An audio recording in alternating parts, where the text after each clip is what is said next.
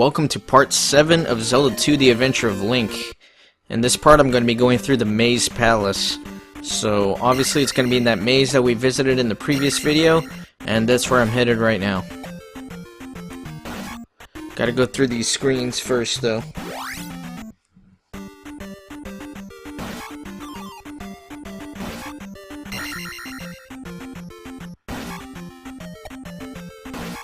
So this is the 4th palace of the game that I'm headed to. So we're over halfway there.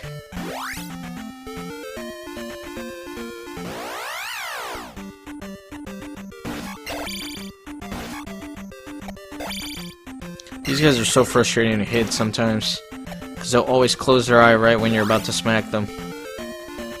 But oh well. Some Tektites.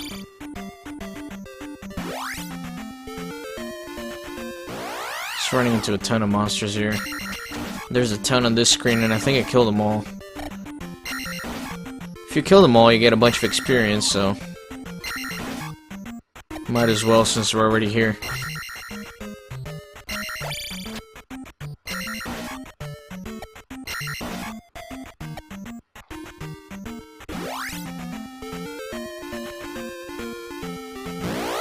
There's a fairy. Sometimes you can get a fairy in the overworld, as you saw there. And here we are finally back at the maze, and I can make my way up to the Maze Palace. You'll see it up there on the top right of the screen. I'm making my way over there.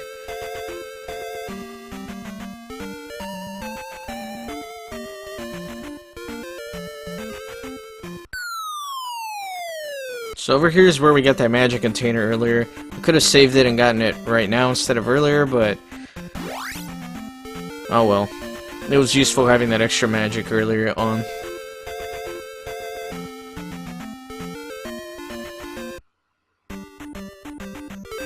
Alright, so right here I'm going to use my fire spell because there is a basilisk here.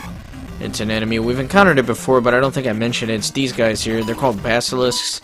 And you can only hurt them with fire, so you have to use the fire spell to plow through them. There's a Tektite here as well.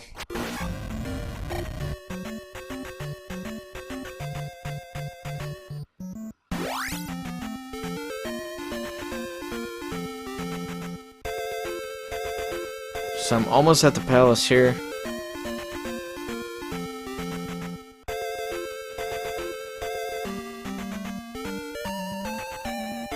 And bam, right in this corner, all the way in the back of the maze, is Maze Palace. And once again, you can hit the statue here. You can either get a magic container or an iron knuckle.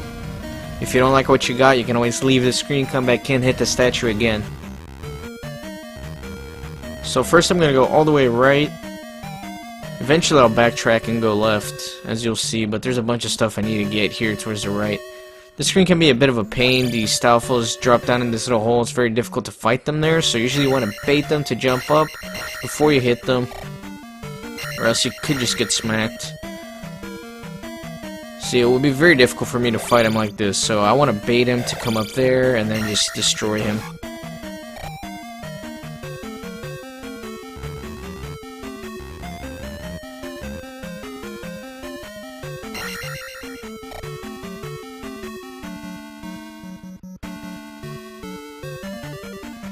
Okay, so this jump is actually very difficult to make.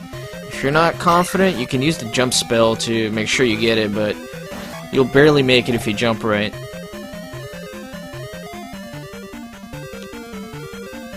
Here you can use a handy glove to knock these blocks off. You want to make sure you hit the blocks before you jump, or obviously you're going to get burned by the little torch.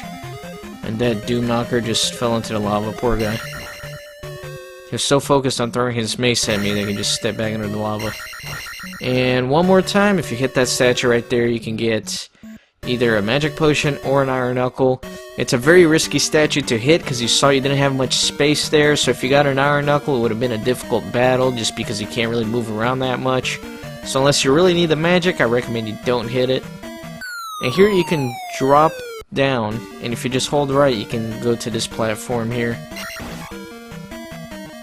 So you can just fall down some of the holes in this level, but don't fall down unless you know where it leads to, or you'll probably just end up dying.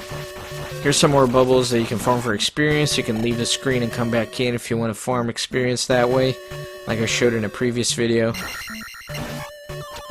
But here's some Stalfos. And since I maxed out my sword already, I'm just working on my magic and my health. Here's a blue iron knuckle. Haven't seen these in a while, but once again, they're one of the toughest enemies in the game. Just try to hit it as much as you can and destroy it as fast as possible. Here are the magic boots. As one of the townspeople mentioned, it allows you to walk on water like Jesus. Crazy. If you'll remember, in the first Zelda game, you actually got to play Moses by burning bushes with your candle, and in this game, I guess you get to play Jesus by walking on water. You can't walk on any water. There's specific paths in the water that you can walk in, and I'll show you what that means in the next video when we actually put these boots to use. But for now, I am making my way through this dungeon. I'm going to get another key here, but I got to go through this screen.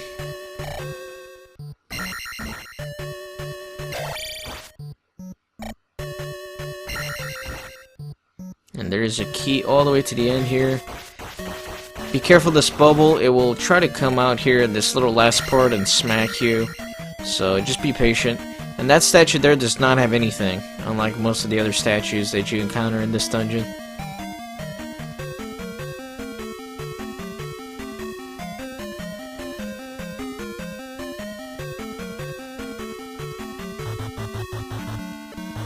And these wolf heads will change the level they come out at when you jump, so you want to be aware of that. Here is a new enemy. It's called the Wizrobe. We saw them in the first Zelda. They're back. The most annoying enemy from the first game are back. And you can use the reflect spell that we just got to reflect back these beams that they shoot, and that's how you kill them. That's the only way to kill them, but they give a good bit of experience if you do manage to reflect that back at them. As you see, you get 100 points. And if this screen looks familiar, it's because it was already used in one of the dungeons. It's actually the same exact screen. There's a key right there. There's the wolf heads. You remember me doing this, which took a lot of patience, just hitting the block over and over again, blocking the wolf heads and destroying them as I make my way out.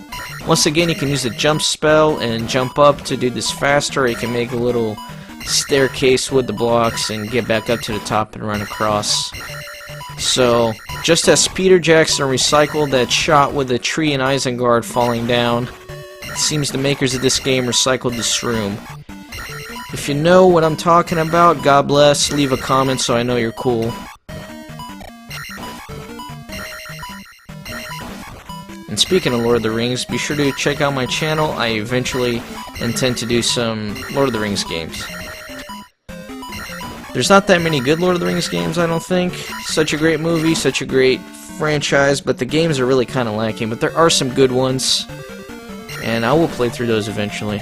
Also going to be playing through the entire Zelda series, as I've mentioned before, so if you enjoy Zelda, be sure to subscribe and check out my channel for that. Next one up is A Link to the Past, which I'll be doing once I complete this game. But anyways, you can get that key from the repetitive room. Ramble there for a bit. So now I'm going all the way back to the beginning pretty much, and now I'm heading left instead of right. Here's some Wizrobes again.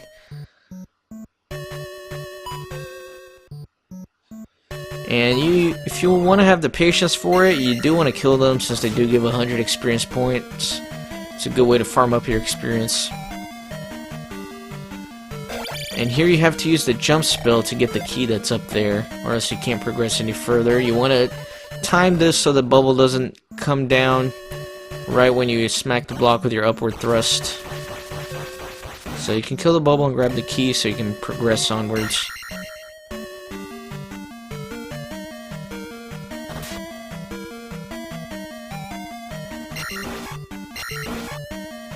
It's another Doom Knocker.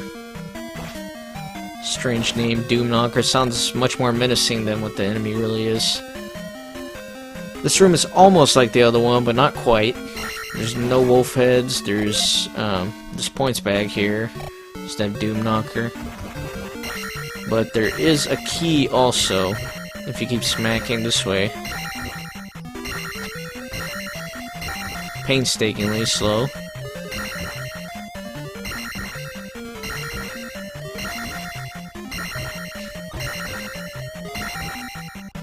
And now I can finally make my way back and take that elevator down from the previous room.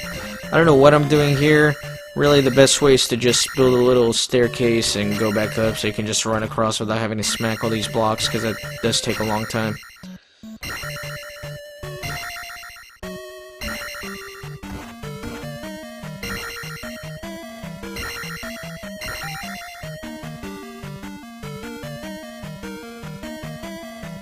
Alright, excellent. So, once you're out of that, you can head back here and take the elevator down towards the boss.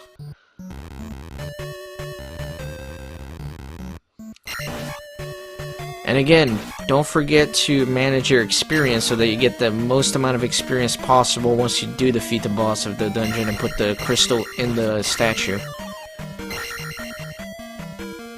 And do try to manage your magic as well, because in order to defeat the boss of this palace, you do need to use the reflect spell. So make sure you have enough mana to cast that, or else you can be kind of screwed. If you don't have mana, you can take a gamble on that statue. This one I got lucky and he dropped the magic refill for me. But once again, it can be the Iron Knuckle and you can be limited in that space that you fight him in. So it can be a bit of a suicide mission if you choose to risk that.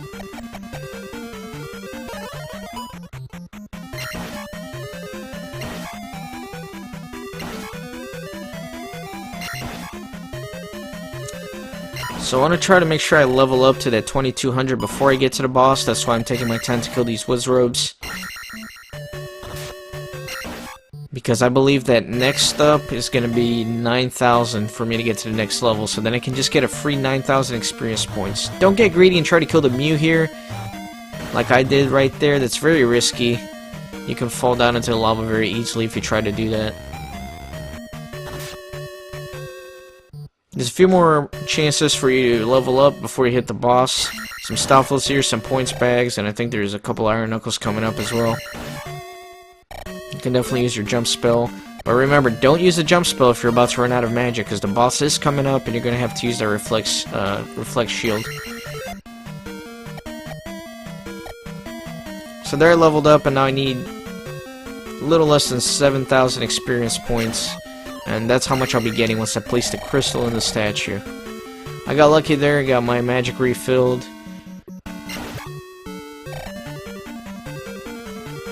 And here we are at the boss.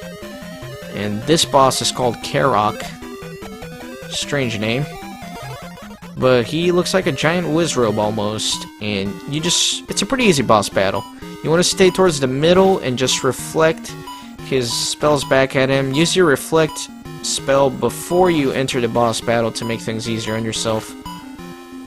So the only time it can give you a problem is if he spawns towards the middle, but besides that, just reflect it back at him, and just like that, Karok is dead. Can take his key, go on through, place the gem in the statue. That's 4 out of 6, 2 more left until we can unlock the Great Palace and get the Triforce of Courage. So right here I'm going to level up a bunch, and I can level up my magic and my life quite a few times.